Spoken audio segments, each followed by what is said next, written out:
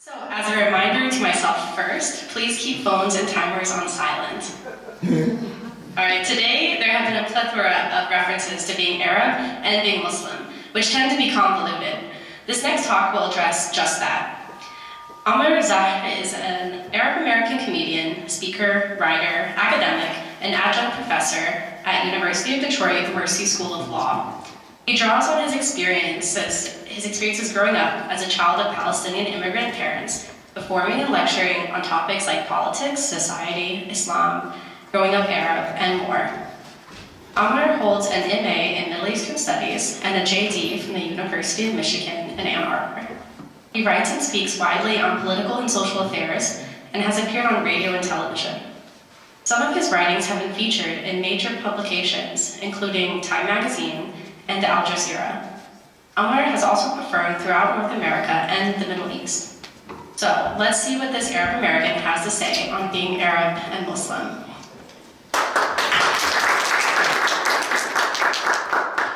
All right, good morning, or good afternoon now. Thank you, Hannah, and I am very honored, as I look over this list of people, I'm very honored to be here today, and with a lot of people who I've listened to and drawn on over the years, so including, of course, Professor Stockton and Osama. So thanks for having me. I am a comedian. I won't tell many jokes today, I don't think. Other than the pig's head thing, I mean, there's no Islamophobes in the audience, I assume, but if you have any Islamophobic friends, you can let them know that, well, obviously racism and Islamophobia is not usually accompanied with like intelligence or a grasp of history, but putting a pig's head on a steak is not offensive to Muslims. Like, if you're trying to offend Muslims, that's not offensive. Pigs are not sacred in Islam. It's the opposite, you know? So putting a pig's head on a steak is not offensive. Eating bacon and enjoying it would be offensive, you know? But putting a pig's head on a steak is not, but whatever, they're Trump voters, so. Before I start, I would say that we have to first understand that we live in America, and it is by far, by any measure, the dumbest country in the world. And it's not just me saying that. The United Nations has done studies and they found out that American kids rank last in everything. And this is mostly illustrated by a game show in America, which is called Are You Smarter Than a Fifth Grader? If you win this game show, by the way, in America, they give you $1 million. You're an adult, by the way. You're an adult. So you're an adult, and you go on this show called Are You Smarter Than a Fifth Grader? If you win, they give you $1 million, and of course, nobody wins. And if you want to be scared about America and what we're dealing with in general, there have been, understand this statistic, since we're academics here, maybe Professor Stockton will appreciate this statistic as a political scientist, but there's been 250 episodes of Are You Smarter Than a Fifth Grader? 2 winners. Wow. 2. The 2 winners of Are You Smarter Than a Fifth Grader were the superintendent of schools for the entire state of Alabama. So she literally wrote the questions that go on the show. And the second one was a Nobel Prize winner in physics. Oh. These were the 2 Americans capable of winning Are You Smarter Than a Fifth Grader? So in America, if you're smarter than a 5th grader, they give you $1 million. In Germany, if you're smarter than a 5th grader, I believe you go to the 6th grade. That's it. There's no prize.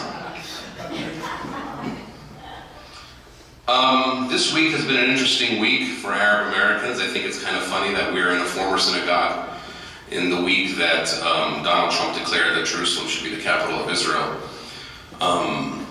As a Palestinian, hopefully this puts us into a new phase where we stop talking about negotiating with our oppressor, where we start talking about demanding things from him in a South Africa style, like a one-state solution, and equal rights for all in all of the historic land of Palestine. And hopefully that can be a movement among activists and intellectuals as we move along.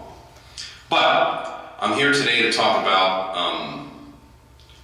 Arab and Muslim identity and the intersection of it and what it means politically in America. Now let me tell you first about myself. I am a Palestinian Arab American. I grew up outside of Philadelphia. I've been in Michigan now for 20 years. I was born in Jordan because I'm Palestinian, and my parents are both Palestinian from Nazareth. I always tell white people that I'm Palestinian like Jesus. And my dad is Christian and my mom is Muslim. So I have grown up sort of, obviously they're pretty secular, they married each other.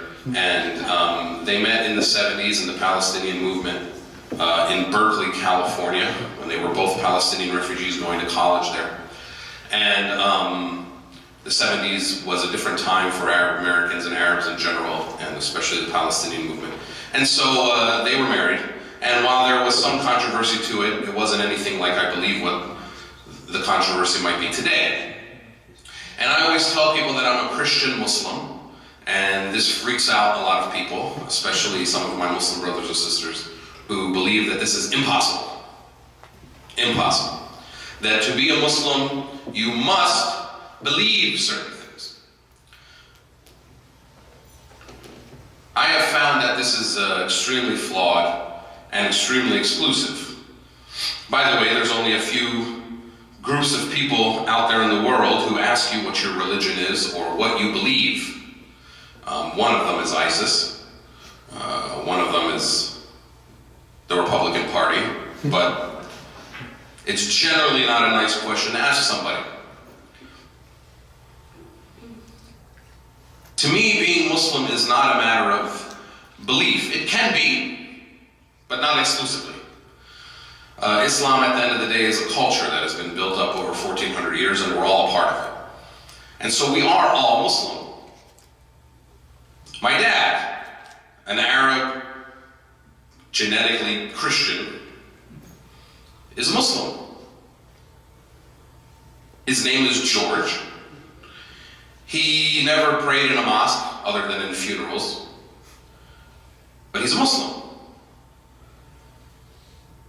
That is the way Islam functions, especially in Arab culture. And let me say, Arabs and Arab Americans as a result have a fundamentally, and this is not about better or worse, but have a fundamentally different relationship with Islam than non-Arabs do. It is fundamentally different. Because for Arabs, Islam has never been foreign. It's never been a translation. So for any Arab, no matter what their religion or lack of religion, Islam speaks in a native language, right? And that's what makes us Arab at the end of the day, is our language, which informs our culture, which in turn informs our politics. And we have seen something in the past, 20 or 30 years in America, where people have started saying, and this didn't happen more than 30 years ago, and I believe Professor Stockton, as a scholar on these things, will confirm this. Before 30 years ago, very few Arabs would say, I'm Muslim before I'm Arab, or I'm Christian before I'm Arab. But this has happened now in the last maybe 20 or 30 years, and so we've seen this building of a Muslim-first political identity. Forget about what you do at home, that doesn't really concern us, but what you say publicly. A public identity that says, I'm Muslim first, and so I'm going to build these bridges. And so now we see the sort of expansion of organizations that are talking in these ways. And they've been quite successful, right? I don't want to name them, but they've been quite successful. But there exists an inherent problem, right? Because at the end of the day, while a Muslim identity, whatever that is a cross-cultural Muslim identity, whatever that is, might exist and might bind some people. Yes, you might pray at the same time, celebrate the same holidays. It's extremely superficial. It does not really bind people politically. So, people can agree. You might have Muslims can agree on big things, just like everybody can agree on big things like fighting Islamophobia or fighting Trump or whatever it might be. By the way, as a side note, let's be clear. Yeah, I see I have the thing here. But by the way, as a side note, let's be clear, the most full-throated and expansive denunciations of Islamophobia and criticisms of the image of Islam portrayed in American mass media and mainstream media over the past 100 years have been conducted by Arab American Christians. Okay? The chief among them, Amer Zahr and Jack Shaheen. And the ADC, the Arab American Anti-Discrimination, was built out of an initiative put forward by the FBI called the ABSCAM Initiative in the late 70s, which was an initiative which went around having FBI guys dress up like really stereotypical Muslims and conduct these undercover operations, and Arabs thought that that was wrong, and so they needed an anti-discrimination committee, and that was started by an Arab American Christian named James Aburmishan, who was a senator from South Dakota. What's important to understand, though, is that these Arab American Christians, and I use that term just to say what they were genetically, I don't know what they believed, I don't really care, but these movements and these books and these scholarly things done by these Arab American Christians in fighting Islamophobia was not done as a matter of showing solidarity with Muslims or as a matter of let's go look at this injustice over here and fix it. No, it was done as something that they saw attacking them natively. It was done as something they saw attacking their culture, because they understood that their culture was Islam, which is Arab, which is all these things are thrown in together at the end of the day. Okay? So, it's not an anomaly for an Arab American Christian to say, I am standing up against Islamophobia. My father, and I don't know, I mean, Arab American Christians in general, for instance, who don't feel uncomfortable walking into a mosque to go to an event or something like that. This is not weird, because it's part of our culture. Even an atheist Muslim, which to some people that's a weird term, but whatever. Even an atheist Muslim doesn't feel weird walking into a mosque or a Muslim event or whatever it might be, because we compute these things differently culturally. But what has happened, like I said, in the past 20 or 30 years is that we've seen this emergence of a Muslim over culture political identity. And it has driven certain political initiatives and campaigns. Sorry, I'm a little sick. So it has driven certain campaigns. But what happens is, while everybody can agree on big things, right, like fighting Islamophobia and fighting Trump, when it comes to the real issues, at the end of the day, it breaks down terribly. And we see it specifically on Palestine. We've seen it very clearly. While Arab Americans, regardless of religion and regardless of what nation state they come from, as long as they come from a place that speaks Arabic, are basically all unified on the Palestinian issue and unified on the fundamental principles of the Palestinian issue and unified on the fact that Palestinians lead this campaign. Non-Arab Muslims have taken and I don't mean individuals, I mean in many cases institutions, I mean of course there's individuals who are exceptions, have taken a wildly different approach. And they have decided that the key to solving the Arab-Israeli or Palestinian-Israeli conflict is dialogue and normalization with Zionist initiatives and Zionist institutions. By the way, at the invitation of Zionist institutions, I mean, I don't want to give these groups like ISNA and like, well, ISNA is chief among them, but there's many other groups as well. I don't want to give them too much credit. They didn't go out and seek these sort of initiatives. But pro-Israel Zionist groups found out that they could find some, for lack of a better word, salvation in these non-Arab Muslim groups and make the conflict about dialogue between Muslims and Jews.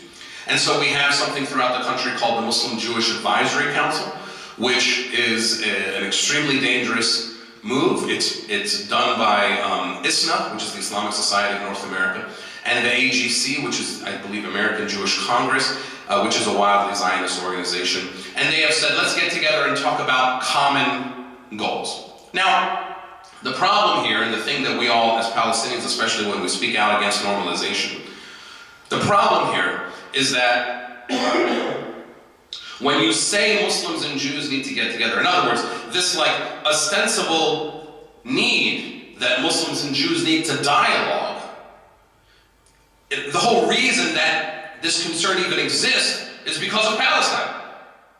Yet you say when we sit down, we're not going to talk about Palestine. So it's really ridiculous, okay, without cursing. It's really ridiculous.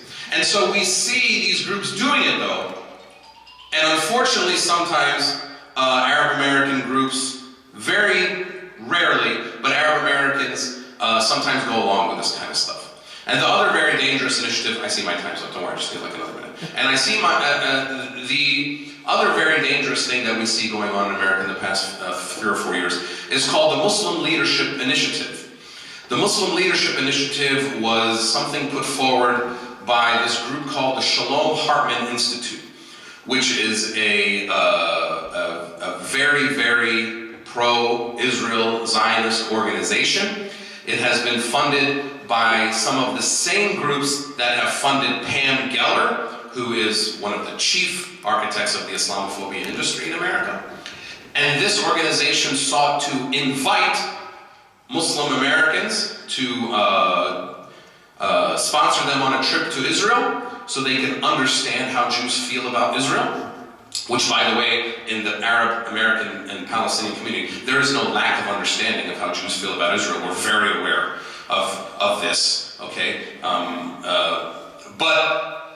They would invite them and they would go there and then they would write about it and they would become poster boys for this sort of like dialogue project. Palestinian civil society and intellectuals and academics before this thing happened said to them very clearly, please don't go. And we said to this everybody, please don't go. And with Arab Americans, it was not we didn't have a struggle. Arab Americans understood very quickly, or Arabs in general, understood very quickly, yes, this is not something we go on, this is not something we participate in. Unfortunately, non-Arab Muslims went out, and many of them who are seen as prominent intellectuals or activists within the Muslim American community did go on this thing, and defend it to this day. In fact, one of them is coming to speak on a panel in Dearborn next week, and I have been very vocal about boycotting this panel to make sure that we do not accept these kinds of things. But this is the breakdown that I speak of. Now I believe, and this is where I'll finish up, I believe that this Muslim over Arab political identity, though, because of what I described, is very short-lived. I think that it's not going to last much longer, especially as Palestine takes more of a forefront, but it breaks down on other issues as well, sometimes Yemen, sometimes Syria. But Palestine just seems to be the chief issue that it breaks down on. Because at the end of the day, your culture trumps your religion when it comes to your politics, right? Your politics are much more informed by your culture, which comes from your language and your history, than it comes by your religion. At the end of the day, any Muslim Arab has 1,000 times more in common with a Christian Arab than they would with a Pakistani Muslim or an Indonesian Muslim or something like that. Because you cannot communicate with these people in the same language. It's just, that's nothing, nothing wrong with that, but that's just the reality of the case. And so I think it's very important that we make sure that we keep making our voices very loud and heard, especially when it comes to Palestine and other issues. That our culture is what drives our politics, not our religion. Because when you say your religion drives your politics, you are buying into the discourse of Zionist discourse and Trump discourse, which unsurprisingly converge very well. And we are not preserving our culture, which has been the basis of our stance for justice for so long. Thank you.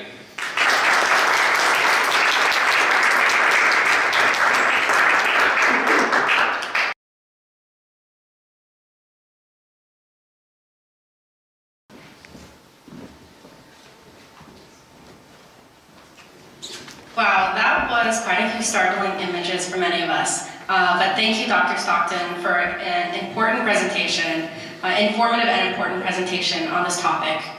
Thank you again.